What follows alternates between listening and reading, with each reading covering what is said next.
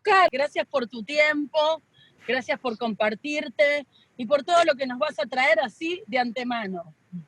¿Quién es Oscar Anchorena?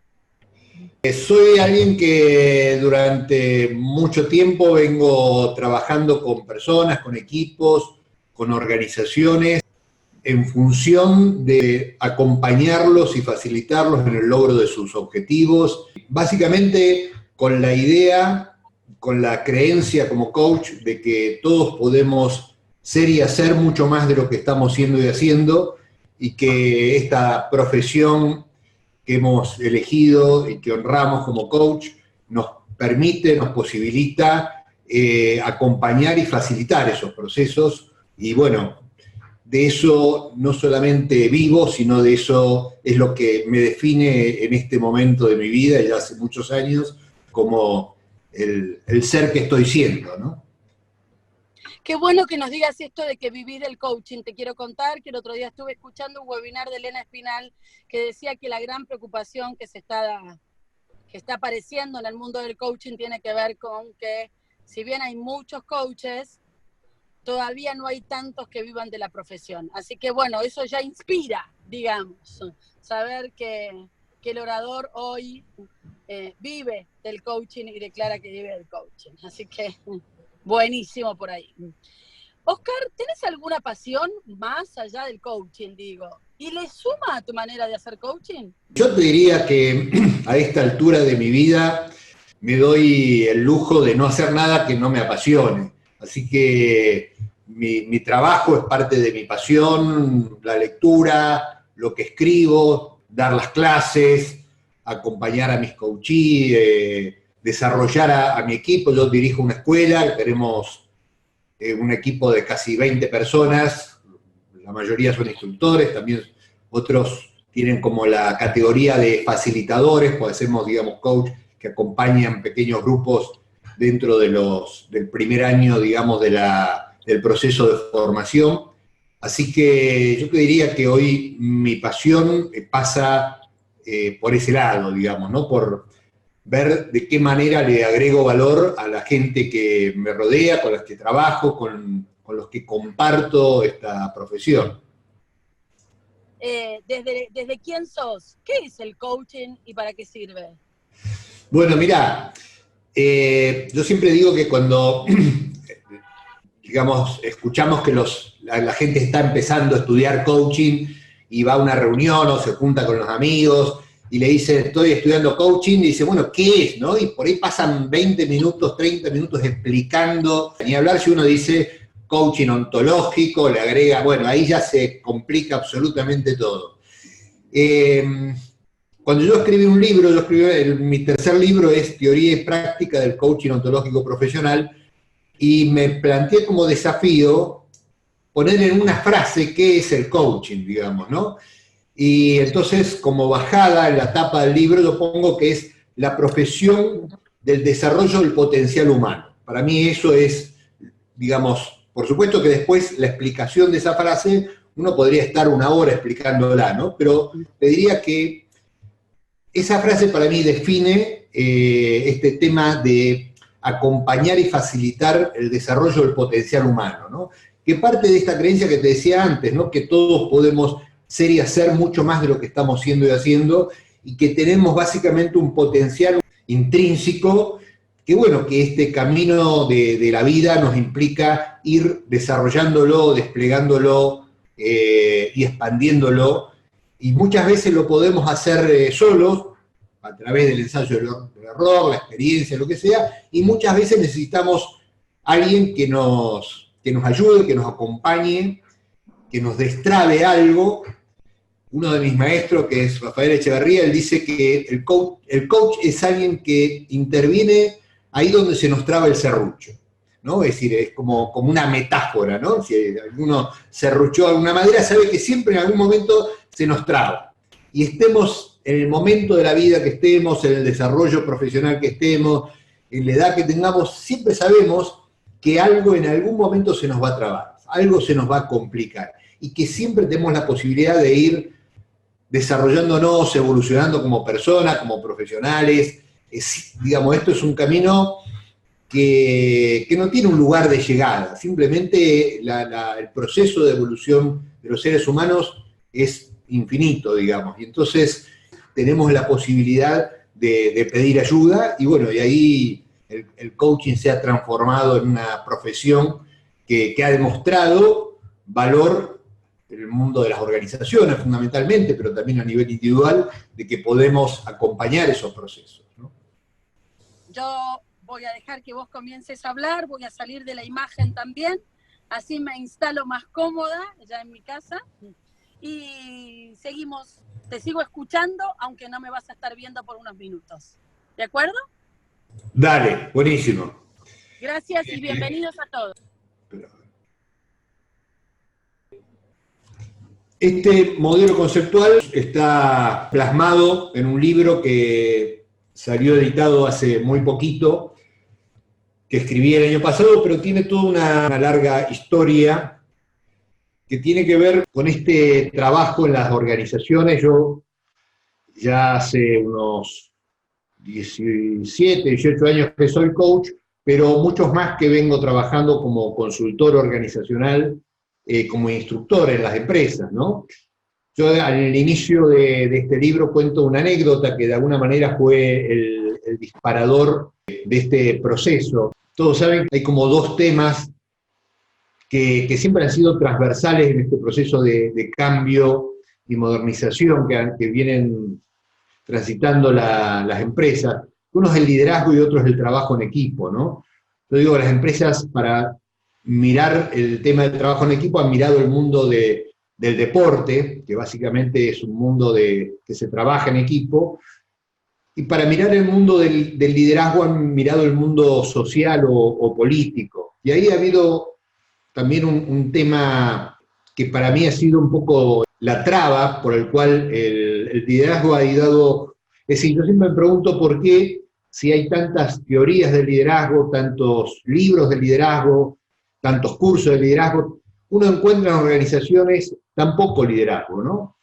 Yo en el libro cuento como introducción que hace muchos años, trabajando con un grupo de gerentes acerca de este tema del liderazgo, se planteó un poco el tema de, bueno, un modelo y ejemplos del liderazgo, y alguien planteó esta idea de que un liderazgo puede ser un liderazgo autoritario, y trajo como ejemplo a Hitler, ¿no? Como una idea de, bueno, es alguien que ejercía el liderazgo. Esto generó toda una discusión que para mí fue un disparador. Y esta persona argumentaba que lo que él había aprendido como liderazgo era eso, ¿no? Que el líder era alguien que tenía seguidores y que ejercía influencia sobre esos seguidores.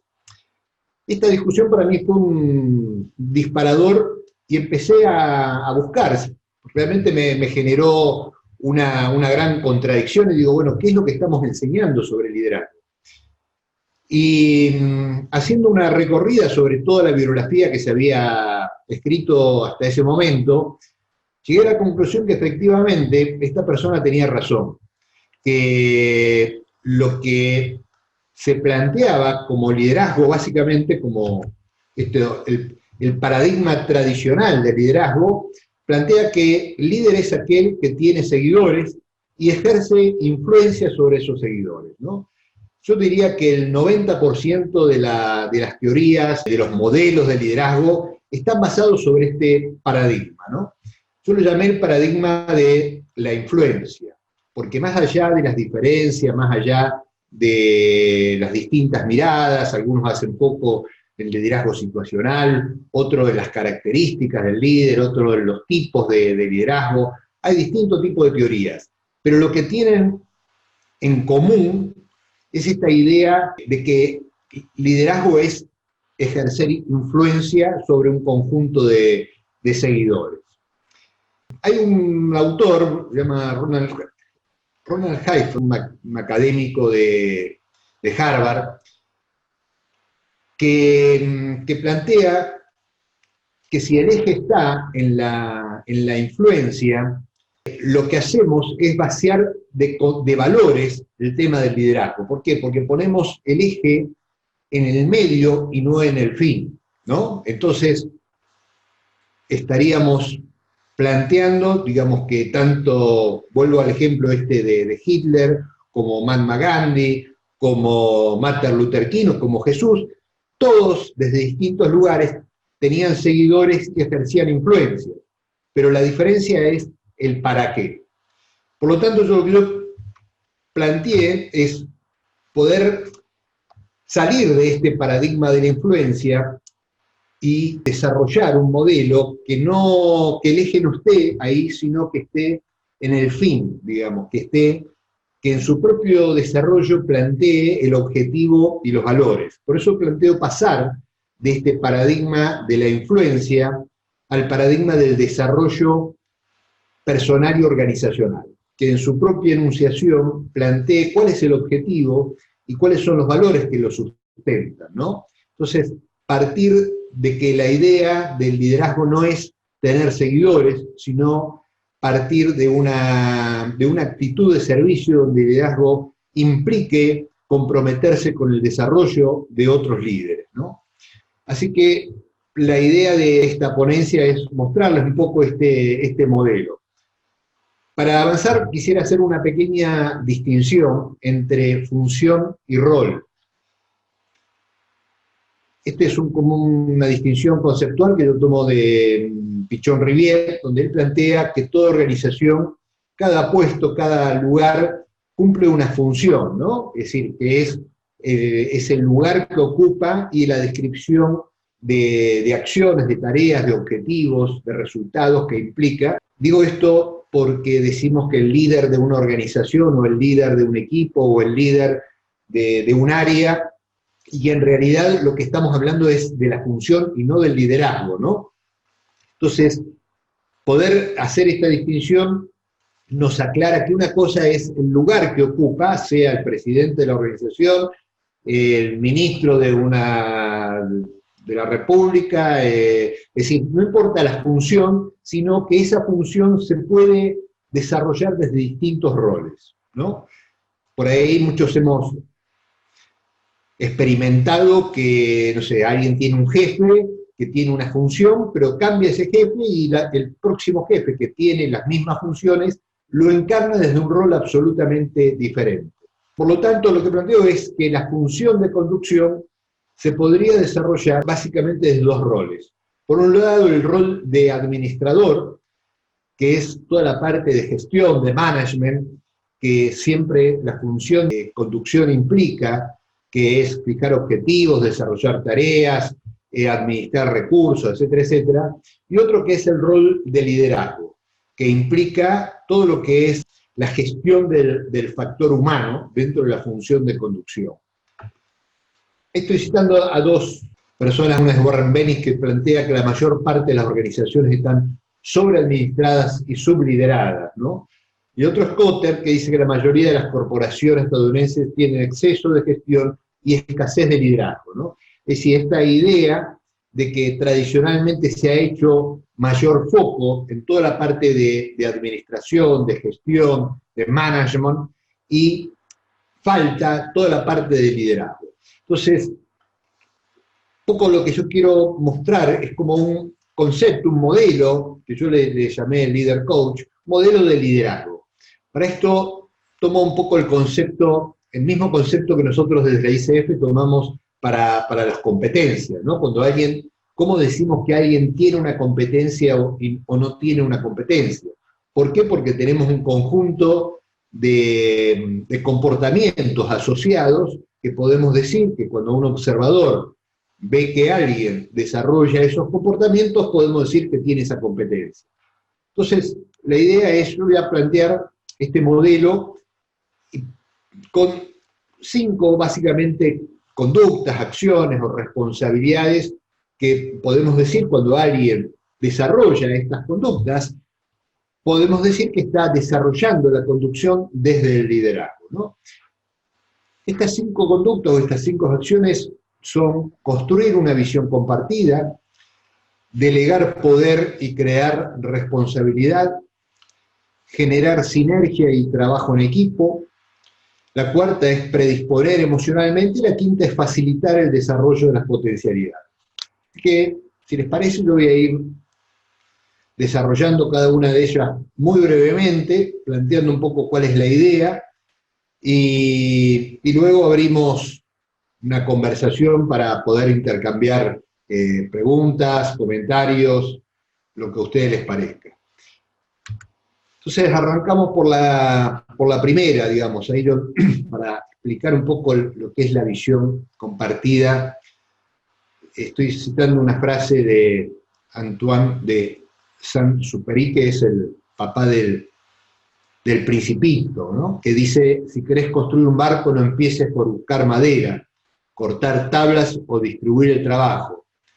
Evoca primero en los hombres y mujeres el anhelo del mar libre. Cuando uno está liderando un equipo, está liderando una organización, la primera función es construir un sentido compartido. ¿Para qué estamos aquí?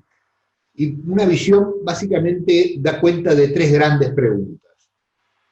¿Qué es lo que queremos construir juntos? ¿De qué forma vamos a trabajar para lograrlos? ¿Y con qué valores?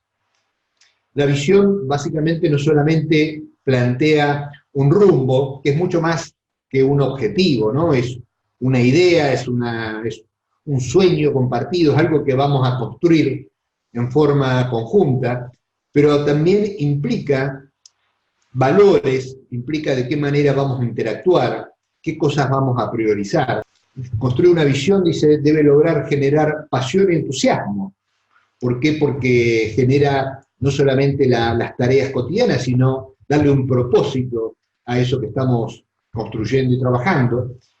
Implica determinados valores que nos va a plantear de qué manera vamos a tomar decisiones, de qué forma nos vamos a relacionar en ese trabajo cotidiano. Todo eso está implícito en una visión.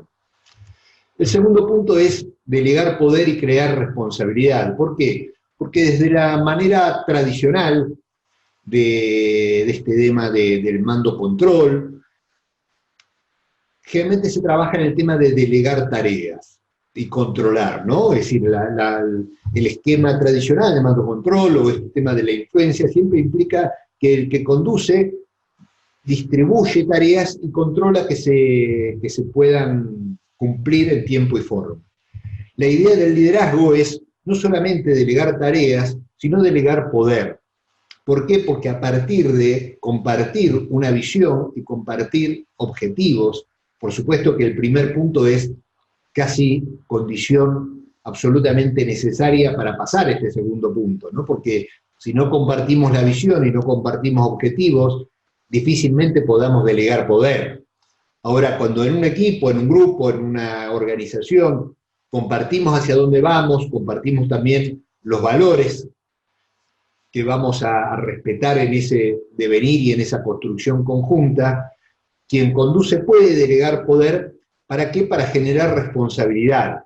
Dice, quien no otorga poder y concede autonomía al otro no puede reclamar responsabilidad y compromiso.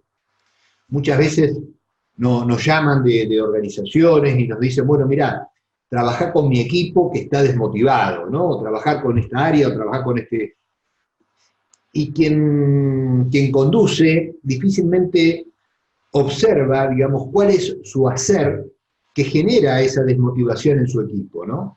Y muchas veces tiene que ver con esto, ¿no? Es decir, el mando-control básicamente es lo que destruye es la posibilidad de la autonomía, la posibilidad de este tema de querer agregar valor en la tarea que uno hace. Entonces, este tema del empowerment o delegar poder y crear responsabilidad tiene que ver con el objetivo de movilizar el potencial colectivo, con la idea de que cuando uno delega tareas y controla, solamente está movilizando nada más como una parte, digamos, de la capacidad de acción de las personas.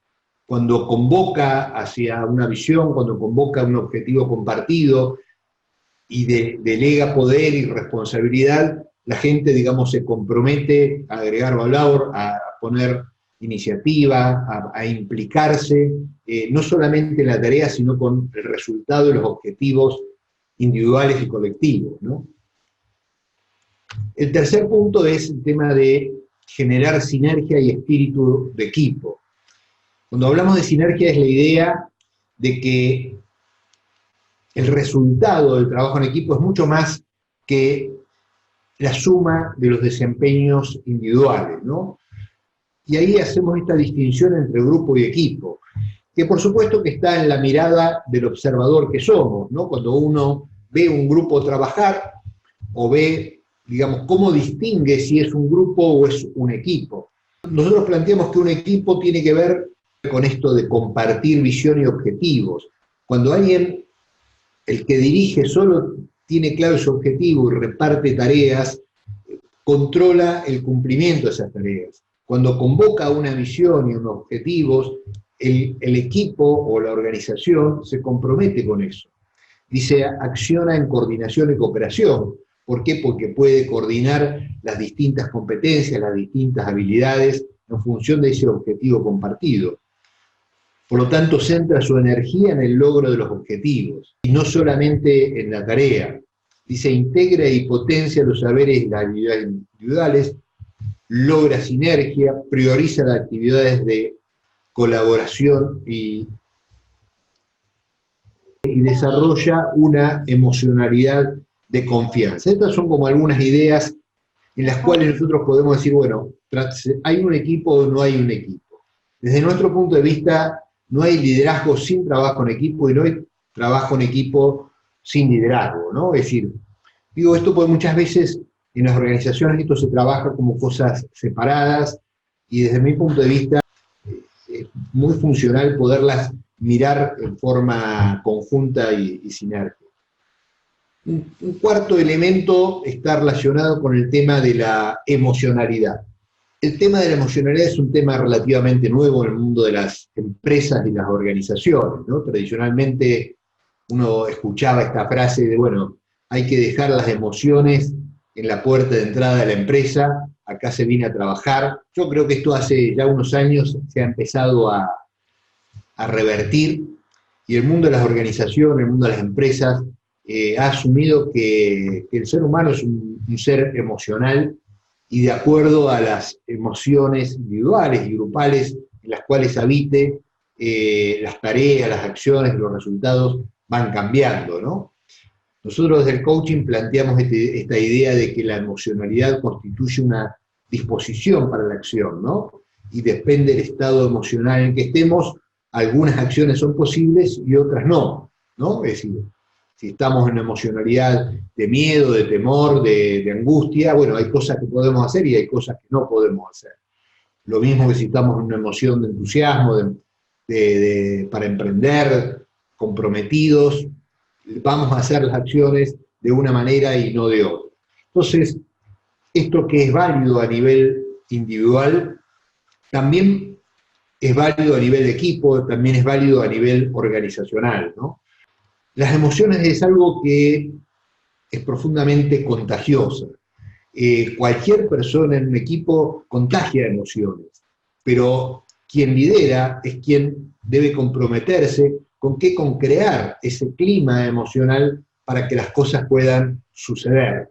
Desde ese lugar planteamos el tema de la predisposición emocional, ¿no? Es decir, que desde el liderazgo, de acuerdo a cuáles son los desafíos, si estamos planificando, si tenemos que pasar a la acción, si estamos negociando determinadas cosas, cada acción implica una emoción diferente, ¿no? Y es quien lidera, quien tiene que tener esa habilidad para generar esa emocionalidad colectiva.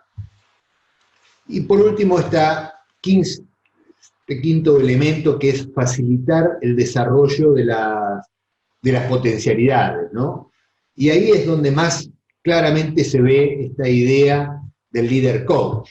¿Por qué? Pues si nosotros pensamos que todos nosotros siempre tenemos posibilidades de desarrollar, dar más, generar un mejor desempeño, quien lidera, digamos, debería tener estas capacidades y estas competencias del coach para acompañar este desarrollo de las personas, ¿no? Y poder ir destrabando a nivel individual y también a nivel colectivo esta potencialidad de cada uno y a su vez del conjunto, digamos, de los integrantes de ese equipo o esa organización. Estas serían las 5 grandes tareas que, a mi entender, debería desarrollar quien se plantea conducir un equipo o una organización desde el liderazgo, ¿no? Ahora, esto implica otro elemento, digamos, que es el concepto del autoliderazgo, ¿no? ¿Por qué? Porque encarnar el liderazgo desde ese lugar implica que también uno tiene que comenzar por autoliderarse. Dar órdenes, coordinar, digamos, tareas, controlarlas, es como bastante sencillo, pero comprometerse en el desarrollo de las personas, comprometerse en crear nuevos líderes, comprometerse en el desarrollo de los equipos de trabajo, implica primero un trabajo con uno mismo, partiendo de la base que nadie puede acompañar a otro a transitar un camino que primero no transitó, ¿no es cierto? Que primero es adentro para poder después ser afuera, ¿no? Por eso, para nosotros, desde esta visión, el autoliderazgo es condición necesaria para el desempeño de este modelo de liderazgo. Y por supuesto, también implica un conjunto de competencias y de habilidades para llevar a la práctica, bueno, este tipo de modelo de liderazgo. Yo con esto cierro y, bueno, no sé si hay preguntas, comentarios, y me gustaría que abramos, a ver. Mira, había una pregunta, pero entiendo que se respondió, que fue si cuando hablabas de emocionalidad se podía acercar al clima de la organización. Sí, absolutamente. Cuando hacemos por ejemplo, lo que se llama una encuesta de clima organizacional, lo que estamos midiendo claramente es el estado de ánimo de ese equipo, de esa organización, ¿no es cierto? Eso sería como una herramienta para ver cuál es el estado de ánimo. Así como las personas habitamos de estados de ánimos, más allá que en ese estado de ánimo decimos que vamos pasando por distintos momentos emocionales, los equipos también tienen estado de ánimo de desmotivación, estado de ánimo de entusiasmo, entendiendo el estado de ánimo, esa emocionalidad que funciona como un trasfondo en el accionar cotidiano, ¿no? Que tiene ya como que es más extendido en el tiempo, más allá que durante un día o una semana vaya pasando por distintos tipos de emociones. Gabriela Minuto pregunta, ¿cuáles son las habilidades claves que necesita desarrollar un líder coach para autoliderarse y liderar a su equipo? Para mí son varias las competencias. A ver, yo te diría, yo tengo un primer libro que se llama Maestría Personal, el Camino del Liderazgo, que arranca al revés de este libro. Este libro, de alguna manera, plantea un modelo de liderazgo, y ese primer libro de Maestría Personal hace poco en la persona, y plantea básicamente 5 grandes competencias. La primera es la visión personal. Así como en esto planteamos la visión compartida, yo creo que nadie que no tenga una visión personal, un propósito en su vida, puede generar en un equipo una visión compartida. Por lo tanto, para mí la primera competencia es la visión personal. La segunda te diría que es lo que yo llamo la fortaleza emocional, es decir, es tener conciencia de su propia emoción, tener autodominio emocional, y si yo puedo conocer mis emociones y puedo trabajar sobre mis propias emociones, seguramente puedo generar un liderazgo emocional en la cual genere un clima emocional en mi equipo de trabajo. Si no puedo manejar mis emociones, si no tengo conciencia de mis propias emociones, no tengo autodominio sobre emociones, y bueno, difícilmente pueda predisponer emocionalmente a mi equipo de trabajo. La tercera es las competencias conversacionales, ¿no? Que todo coach necesariamente tiene que desarrollar. La idea de hablar con poder, de escuchar en profundidad, de hacer preguntas con maestría, de generar vínculos de calidad. La otra es esta idea de tener la capacidad de aprender a aprender, ¿no? Esta posibilidad de ir aprendiendo y transformándonos en función de todos los desafíos que se nos van presentando cotidianamente. Partiendo de la base que en este mundo, en estas organizaciones, en este mercado, en este mundo, digamos, tan volátil y tan competitivo y tan cambiante, la primer competencia es saber aprender a aprender, ¿no? Y por último, esta idea de la efectividad interpersonal. ¿Qué capacidad tenemos de generar vínculos de calidad? Esta idea de generar ofrecimientos, de hacer pedidos, de generar compromisos, de trabajar en lo interpersonal y en las relaciones, y en los vínculos y en el trabajo en equipo. Te diría que esas para mí son las competencias centrales, que son las competencias que trabajamos en las empresas desde este lugar del líder coach, ¿no? Cuando un gerente o cuando alguien se quiere desarrollar determinadas competencias, no para trabajar como coach profesional, sino para incorporar competencias del coaching para trabajar con su equipo. Verónica pregunta, Oscar, en ciertas organizaciones hay jefes que no contemplan el liderazgo tal cual lo expuesto. En tu experiencia, ¿qué efecto no productivo genera en la organización? Mirá, yo te diría que en el mundo de hoy las organizaciones están en permanente cambio. Y en ese cambio está también en una permanente tensión entre lo nuevo y lo viejo. Es decir, la tradicional manera de hacer empresa, vertical, de mando-control, de yo mando y vos obedecés, y los nuevos paradigmas, las nuevas maneras de esta forma de liderazgo que yo planteo, o cualquier otra, que genere la posibilidad de que el conjunto de la organización se potencie y aporte valor y conocimiento, ¿no es cierto?, a esa organización. Esa tensión yo la veo en todo tipo de organizaciones, a veces prevalece más lo viejo, a veces prevalece más lo nuevo, pero es inevitable que estamos en un proceso de transición y de tensión. Yo creo que en la medida que las organizaciones, digamos, van pudiendo ir incorporando estas miradas, digamos, donde desde el liderazgo, sobre todo en las organizaciones donde la gente trabaja más con su conocimiento, ¿no? Por los trabajos por ahí más rutinarios, que se pueden planificar, que son más secuenciales, por ahí esto no se ve tanto, ¿no? Pero cuando las organizaciones, la gente trabaja con su conocimiento y tiene que innovar y tiene que decidir qué cosas hace, cómo las hace, etcétera, etcétera, y a su vez interactuar y trabajar en equipo, el tema del liderazgo pasa a ser un tema central, ¿no? Gracias. Rita dice, cuando el equipo está anclado en un estado de ánimo colectivo, ¿lo trabajamos individualmente o colectivamente con los integrantes del equipo? A ver, repetimos porque no entiendo bien lo que está preguntando. Dice Claudio. Sí. Cuando el equipo está anclado en un estado de ánimo colectivo. ¿En qué tipo de estado de ánimo? No entiendo.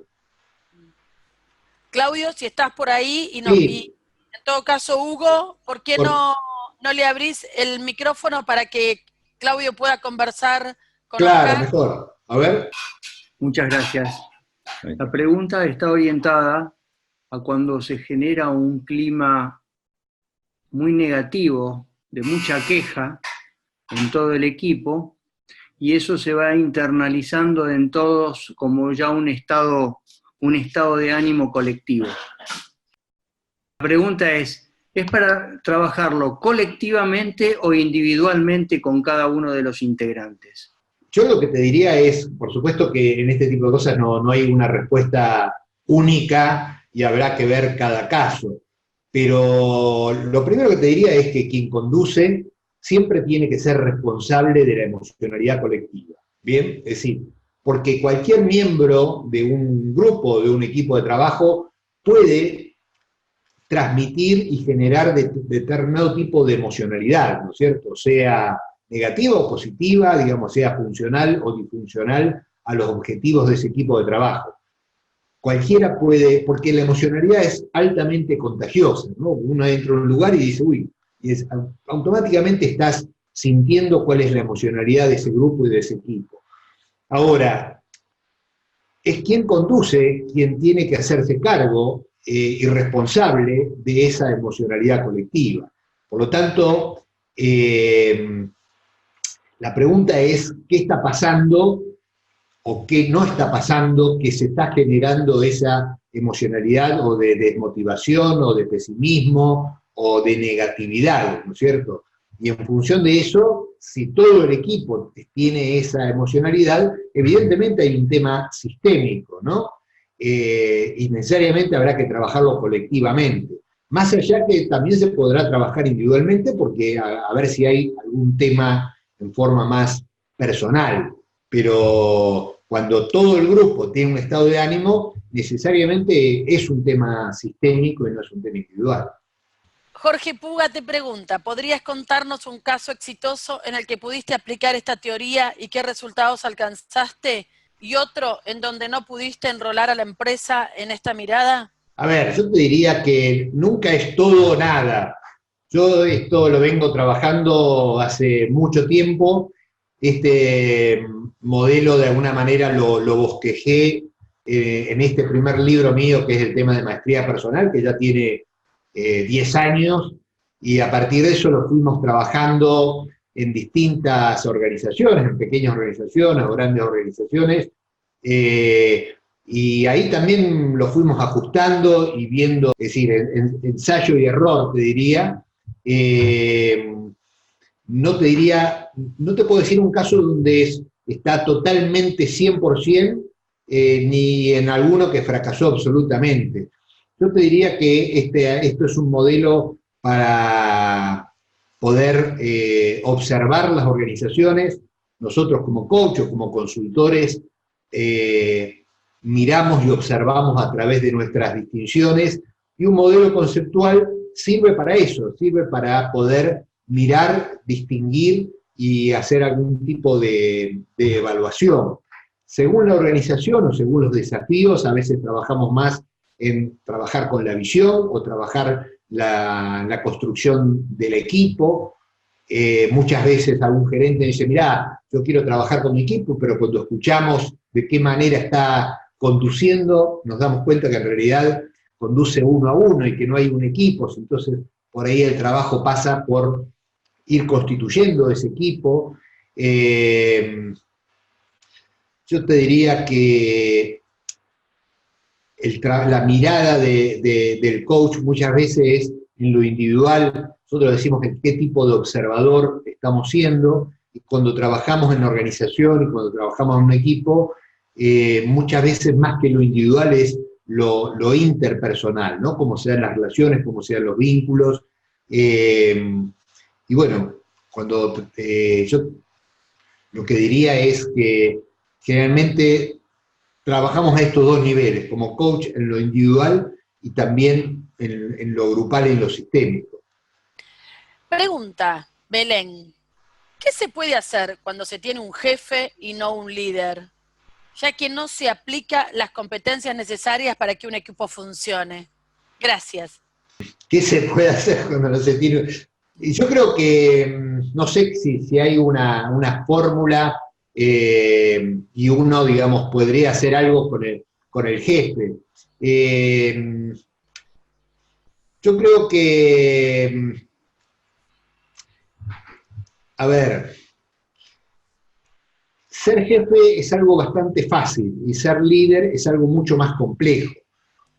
Todos estamos como formateados en esto de dar órdenes y controlar. Yo creo que eso tiene que ver con el sentido común de nuestra sociedad, diría.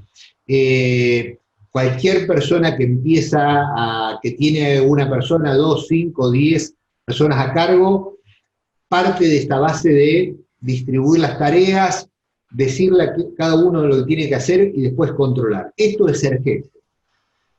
Liderar implica todo otro proceso, todo otro darse cuenta que primero tiene que trabajar con uno mismo y después ir incorporando otras competencias, que es un poco esto que estamos diciendo, ¿no? Es decir, de constituir un equipo, de generar un propósito compartido, de generar determinado tipo de vínculos, de generar determinada emocionalidad de confianza en el equipo y de compromiso y entusiasmo en función de ese propósito, etcétera, etcétera.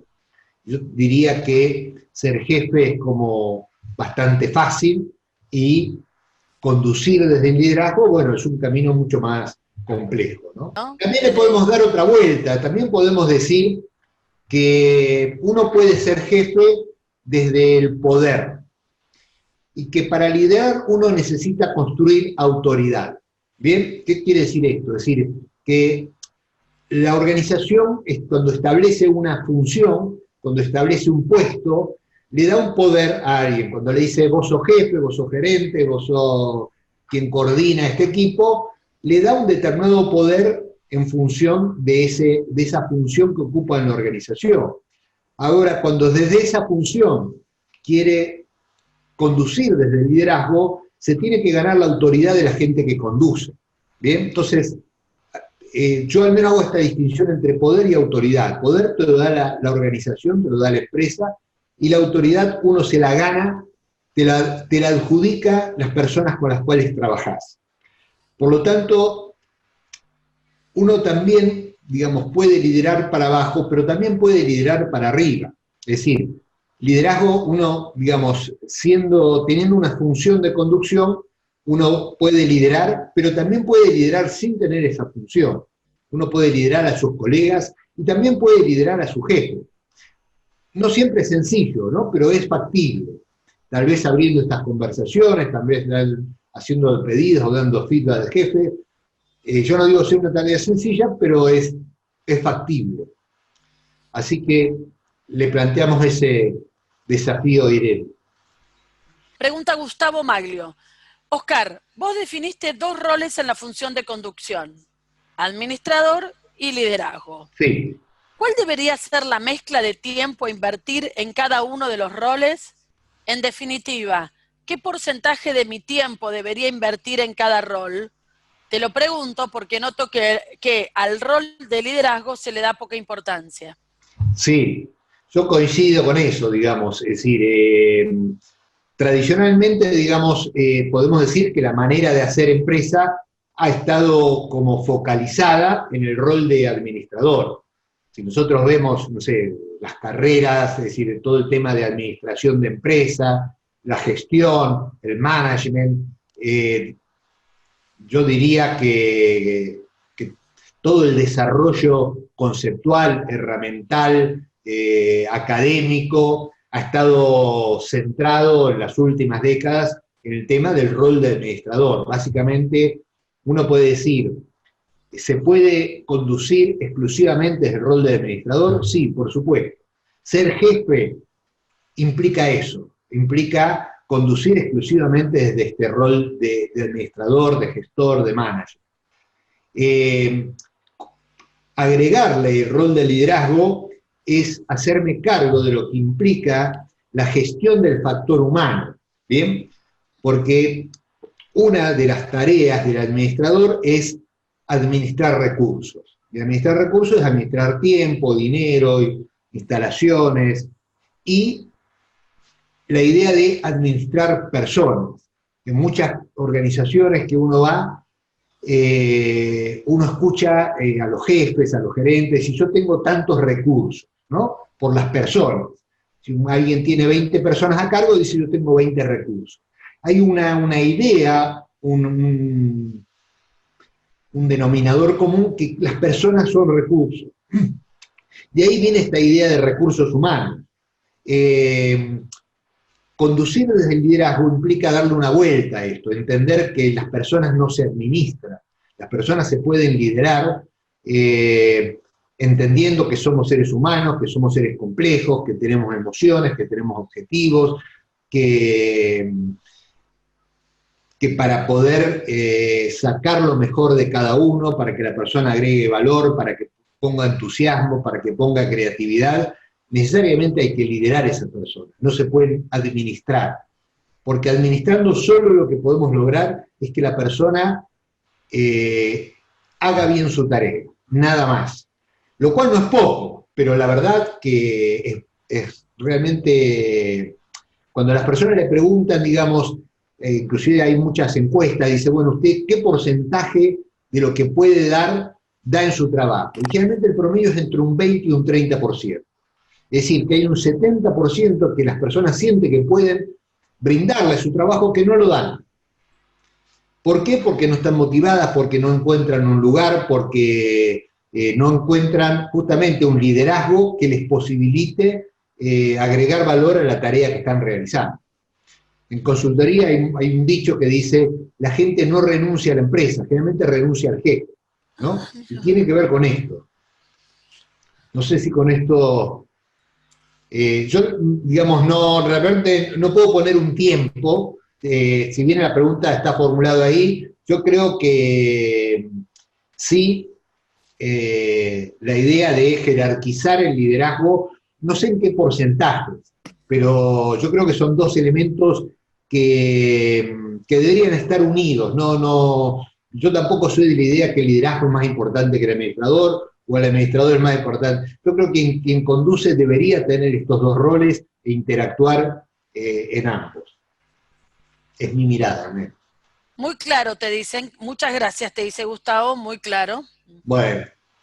Dice, considerando que, Maricelia dice, considerando que el liderazgo es un conjunto de varias competencias en su experiencia como coach, ¿cuál es la competencia que más hay en escasez en el mercado y que usted más trabaja actualmente para potenciar el liderazgo en el coaching ejecutivo? Nosotros trabajamos mucho en las empresas con esta idea de este modelo de líder coach, la idea de que para poder llevar a cabo un liderazgo desde esta mirada hace falta no solamente, digamos, una forma de abordaje diferente, sino también incorporar nuevas competencias, como bien vos planteás. Y una de las competencias implica esta actitud de servicio, donde el liderazgo no es únicamente tener seguidores o tener gente que me hace caso o hace lo que yo quiero que el otro haga, sino entender que el liderazgo implica el compromiso de desarrollar nuevos líderes. Y para eso hace falta nuevas competencias, muchas competencias del coach, que así como nosotros adquirimos competencias como coach profesionales, quien lidera también incorpora este tipo de competencias a otro nivel para poder acompañar los procesos de desarrollo de la gente de su equipo, ¿no? Preguntan si tenés alguna experiencia que pudieras compartir de aplicación de tu propuesta en organizaciones públicas. Yo he trabajado bastante en organizaciones públicas porque ya hace bastantes años, durante la década del 90, durante varios años, tuve la posibilidad y oportunidad en un instituto que se llama el INAP, que es un poco como la universidad del Estado Nacional, de ser el coordinador académico de un programa se llamaba de alta gerencia pública, que nuestro rol era capacitar a aquellos directores, digamos, de carrera dentro del sector público, a ir incorporando distintos tipos de competencias para mejorar su performance. El sector público, digamos, yo creo que ha ido avanzando junto con el sector privado, tiene características diferentes, a veces son como, las empresas tienen como más versatilidad y están mucho más condicionadas por la presión del mercado, y las empresas públicas tienen como un marco como más estático, pero también han sido atravesadas por estos cambios organizacionales. También podemos decir que en los últimos años han ido incorporando, por supuesto, algunas más, algunas menos, ¿no? Yo hace ya varios años que no estoy trabajando con el sector público, pero sí he sido testigo de he podido acompañar a distintas organizaciones en estos procesos de mejora, de ayornamiento, de ir incorporando competencias de nuevos estilos de gestión y de liderazgo, ¿no? Dice, yo trabajo en el sector público, pero es complejo que llegue a las bases, agrega Verónica Andrada. Vicky te pregunta, ¿qué consejo podrías darle a un empleado que después de 5 años de compartir con sus pares, ahora le toca ser jefe de sus compañeros? ¿Cuál sería un primer paso para cruzar ese umbral cuando cambia la jerarquía y le resulta difícil ponerse en jefe, lo pone entre comillas, de sus ex compañeros? Bien, es todo un desafío. A ver, muchas veces las empresas, sobre todo las pequeñas empresas, una manera de valorar o jerarquizar o reconocer a un buen empleado es dándole un estatus de jefe o coordinador de un equipo, etcétera, etcétera. Y yo digo que muchas veces se pierde un muy buen empleado y no se tiene un buen jefe, ¿no? Que sea un muy buen empleado no quiere decir que tenga las competencias para liderar ese equipo. Yo creo que subir ese escalón implica un gran desafío, sobre todo si tiene que liderar a aquellos que hasta ayer eran pares, ¿bien? El primer desafío es ganarse la autoridad de sus compañeros. Y ahí vuelvo a la distinción que hacía antes entre poder y autoridad. El poder te lo da la empresa. La empresa te puede decir, bueno, a partir de mañana vas a ser el jefe. Y a partir de ese momento te da una posición, te da una función y te da una jerarquía por ahí arriba de tus compañeros. Eso es el poder que te lo adjudica la empresa. Ahora, una vez que la persona tiene ese poder, se tiene que ganar la autoridad de sus pares. Y la autoridad se la gana tal vez siendo el mejor, es decir, es una autoridad personal y profesional.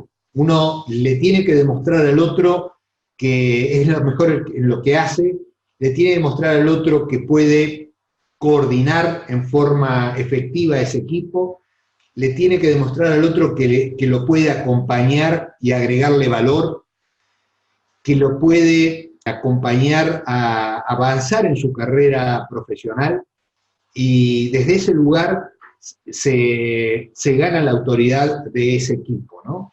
Hay muchísimos ejemplos donde esto se logra y muchos ejemplos donde no se logra.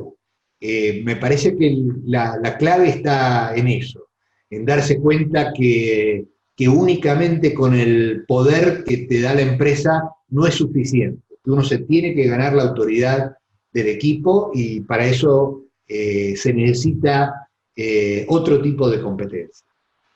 Te cuento que hay una pregunta que hace Gabriela Minuto que me voy a permitir ampliarla un poquito. Dale. Porque, digo, acuerdo con ella que a veces las empresas te llaman y te cuentan que tienen problemas, ¿no? Y sobre todo si tenés la posibilidad de hablar con el dueño de la empresa o con el jefe, él te dice que no está obteniendo resultados porque la gente o porque la empresa o porque los directores, o sea, rara vez, por lo menos en mi experiencia, me ha tocado que el jefe se ponga dentro del problema. El problema es de lo que están por abajo. Entonces dice Gabriela, ¿cómo acompañamos a nuestros clientes a desarrollar estas habilidades? ¿Qué pasa si los jefes no declaran quiebre? Bueno, yo siempre digo que el gran desafío que tenemos los consultores y los coaches organizacionales es hacerles ver a aquellos que nos llaman, a aquellos que nos quieren contratar y son los que nos van a pagar por nuestro trabajo, que generalmente son ellos los grandes responsables de generar aquello que nos piden que solucionemos, ¿no? Por eso decía hace un rato que muchas veces nos llaman y nos dicen, mirá, trabajá con mi equipo que está desmotivado, como si el que lidera no tuviera nada que ver con esa desmotivación, ¿no es cierto? No se ven involucrados en aquello que genera. Pero eso, bueno, es un tipo de observación. Y nos llaman para que solucionemos algo sin que ellos estén involucrados. Y ahí hay todo un juego. Muchas veces está el juego del ego del consultor, de decir, bueno, yo me voy a encargar, no tengas problemas, yo te soluciono. Y generalmente eso es la puerta de entrada al fracaso. Yo creo que si no logramos involucrar a ese jefe, ese dueño de la empresa, ese gerente de esa área, o el que sea, digamos, si no logramos involucrarlo y que se pueda visualizar como parte del problema que está declarando, es muy difícil que esto se resuelva. Por supuesto que esto no siempre es fácil, y no hay una sola forma de abordarlo, ¿no? Muchas veces pasa por hacer un proceso primero personal de coaching con aquel que está demandando ese trabajo más organizacional, o con un equipo, lo que sea, digamos, ejemplos son miles, por lo tanto no hay una receta de decir, mirá, paso 1, paso 2, paso 3. Lo cierto es que lo que sí diría es que el gran desafío tiene que ver con esto de la pregunta, es decir, que aquel que está declarando eso como problema se pueda ver como parte de ese problema, diría. La dificultad está en darle el feedback a quien te quiere contratar y resultar ser contratado, ¿no? A veces vos das sí, por supuesto, claro. el feedback y porque no, gracias, no. También No es puede por ahí, ser, no voy a contratar sus servicios. claro, sí, no, pero esto no es menor, porque muchas veces nos contratan para decir, mira, solucioname ese problema, y la persona no se quiere involucrar. Y uno sabe que si la persona no se involucra, el problema no se va a resolver. Entonces también pasa por un tema ético a veces, ¿no? Es decir, bueno, yo tomo ese tema y porque me están convocando y me van a pagar, y si yo considero que si no logro que esa persona se involucre, no lo voy a resolver, ¿qué hago? ¿Lo tomo, no lo tomo? Bueno, ahí hay, digamos, hay un tema, te diría, bien complejo, que muchas veces pasa por un tema ético también. Ya que metiste la palabra ética, voy a hacer mi pregunta, porque cuando Claro. empezaste y hablabas de Hitler como líder, ¿no?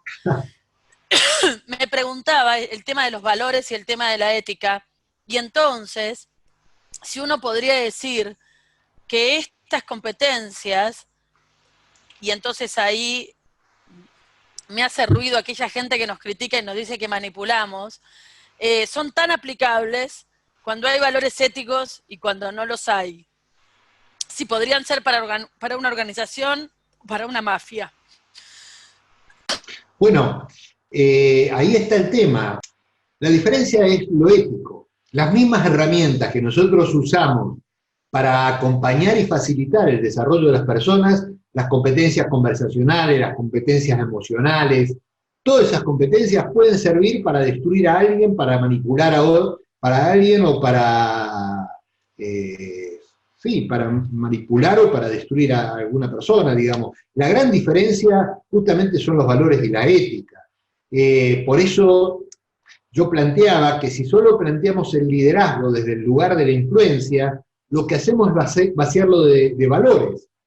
Y es tanto la influencia que ejercía Hitler como la que ejercía Mahatma Gandhi. Y evidentemente son dos cosas diametralmente diferentes. ¿Qué lo diferencia? Y los valores. Es para qué haces lo que haces. Por lo tanto, aquel que manipula ya está, desde mi punto de vista, vulnerando esos valores y corriéndose de los valores éticos, ¿no? No sé Gracias. si esto es Sí, claro lo que sí, planteo. gracias. Vicky, qué buena noticia nos das y la comparto con Oscar. Te dicen que todos estos consejos y todo lo que estás diciendo está llegando hasta la mismísima Italia. Así que muchísimas gracias, Vicky. Entiendo que con la diferencia de horario debe ser la madrugada por allá. Muchísimas gracias por estar. Tengo una pregunta más que dice aquí, la voy a leer. En el autoliderazgo, ¿se pueden o se utilizan los mismos 5 puntos que describiste para el líder coach?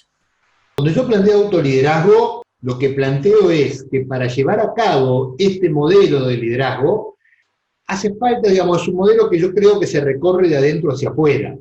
Para ser jefe, para dar órdenes, para controlar, es como bastante sencillo. Ahora, para construir una visión compartida, para generar sinergia y trabajo en equipo, para predisponer emocionalmente, bueno, hace falta un trabajo con uno mismo, hace falta un recorrido de desarrollo personal y también de ir adquiriendo un conjunto de competencias para poder poner en función esto, ¿no? Por eso mencionaba esto que yo llamo las competencias de la maestría personal, que son las competencias de la visión personal, de las competencias conversacionales, de la fortaleza emocional, que son competencias que uno trabaja con uno mismo, primero para después poder trabajar con otros, ¿no? Desde esta idea yo planteo el autoliderazgo o el proceso de maestría personal como un camino hacia el liderazgo. Primero trabajar con uno para después trabajar con un equipo o con una organización. Las preguntas han sido todas contestadas, no tengo preguntas en el chat, no sé si hay alguien que quiera conversar, preguntar algo con Oscar. Sí, que abra el micrófono y lo conversamos, digamos, creo, a ver, no sé cómo estamos de tiempo. Tenemos todavía 10 minutos Tenemos más, 10 minutos, así que quedamos disponibles, que el que quiera abrir el micrófono y hacer algún comentario, pregunta, lo que sea. Hola, Oscar. Hola y buenas noches a todos. ¿Hola? Hola. Sí, ¿quién habla? Soy Susana. Sobre todo, gracias por la pronta respuesta y haberme podido sumar hoy a esta clase. Bueno, yo sí quien preguntó sobre la parte de las organizaciones públicas, ¿no? Lo preguntaba porque primero estoy muy emocionada, lo que quiero es como, nada, estoy muy feliz, pedí permiso al rector de la escuela donde trabajo para poder asistir hoy a esta clase. Yo trabajo en ese turno hasta las 23:50, y bueno, comprendió, nosotros estamos en un proceso de cambio organizacional, de cambio de cultura organizacional en el ámbito público, con todo lo que eso conlleva, ¿no? Que los tiempos no van acompañados a los papeles, ya no están resoluciones, decretos, etcétera, etcétera, que Oscar lo comprenderá mucho mejor que yo. Sin embargo, veo que muchas veces en los papeles estas funciones son claras, pero la aplicación de esa función, incluso que tiene un decreto o algo, llevarla a la práctica, hay una distancia y una brecha importante, ¿no? Y ahí está el desafío de quienes estamos a cargo, en este caso, desde mi rol de coordinación de una sede, no solo aplicar lo que dice la resolución, sino ayornarla a los tiempos que vivimos. Sí, yo lo que te diría es que yo tomo lo que planteé en el desarrollo conceptual de hacer esta distinción entre función y rol. Todas las organizaciones, sean públicas o privadas, en su organigrama definen funciones, ¿no? Es decir, dice, bueno, se llama una función, sea un coordinador, un jefe, un director, o lo que sea, tiene una descripción de determinadas tareas, de determinados objetivos, se describe de quién depende, es decir, cuáles son las atribuciones que tiene esa función, pero lo cierto es que después son las personas, somos los seres humanos que encarnamos esas funciones, ¿no? Entonces, vos podrás ver que esa misma función, esa misma descripción de tareas, viene una persona o viene otra y la hacen totalmente diferente, digamos, y por ahí una la encarna desde un rol de liderazgo y la otra la encarna desde un rol totalmente autoritario. Y la descripción de funciones es la misma, sea un sector público, sea un sector privado. Somos los seres humanos los que encarnamos las funciones y somos los que podemos hacer las diferencias. Por eso es tan importante esta distinción entre función y rol. No sé. Porque me llevó ese aprendizaje, entonces nosotros en esta organización estamos en un proceso de redefinir el rol y no la función. Bien. Eso lo quería compartir y me lo quiero... Bueno, buenísimo. Yo te diría que el cambio no pasa necesariamente por un tema de organigrama, de estructura, de definición de funciones. Realmente pasa por algo mucho más sutil, que es la cultura, es la manera de relacionarse, de vincularse, de liderar, de generar compromisos, de generar emocionalidades colectivas, y eso es lo que hace la diferencia, ¿no? Y eso obviamente claramente son procesos más complejos y bueno, que llevan su tiempo. Sí, para no quitarle tiempo, pero básicamente recibimos una organización donde había que empezar incluso por esto que vos bien planteabas de lo más básico. Por suerte que en el plan de trabajo presentado antes de aceptar esta responsabilidad, era redefinir toda esta situación que vos planteabas y me voy contenta porque la segunda etapa sería esta de generar la visión compartida, las emociones, pero teníamos que comenzar hasta saber cuántos éramos. Bien, bueno, buenísimo. Así que, mucha suerte en el cambio organizacional. Tengo una pregunta acá. Dice, Dale. ¿cómo ve el coaching en la Argentina y qué consejos le daría a los coaches principiantes? Gracias. Pregunta de Gustavo. Bien, Gustavo. Yo no soy mucho de dar consejos, pero yo diría que el coaching en Argentina está teniendo un desarrollo realmente asombroso, digamos. Yo estuve la semana pasada dando un curso de coaching avanzado en una universidad en Chile y te diría que comparando, digamos, si bien a veces los referentes del coaching ontológico son chilenos, el desarrollo que ha tenido el coaching en estos últimos años en la Argentina realmente es sorprendente, digamos, la cantidad de escuelas, la cantidad de coaches que han avanzado, realmente es muy significativo. Yo creo que el coaching se ha hoy consolidado como una profesión. Cuando digo que se ha consolidado como una profesión, te diría como dos cosas. Por un lado, ha validado un cuerpo conceptual, un conjunto de herramientas de intervención que han demostrado que pueden generar valor, sobre todo en el mundo de las organizaciones, y bueno, también se está abriendo campo en otros lugares como la educación, el deporte, pero yo creo que básicamente se ha legitimado en el mundo de las empresas, y hay un mercado que demanda coaches, digamos. Desde ese lugar, desde esas dos miradas, desde la profesión que ofrece y el mercado que demanda, podemos decir hoy que el coaching es una profesión que está instalada.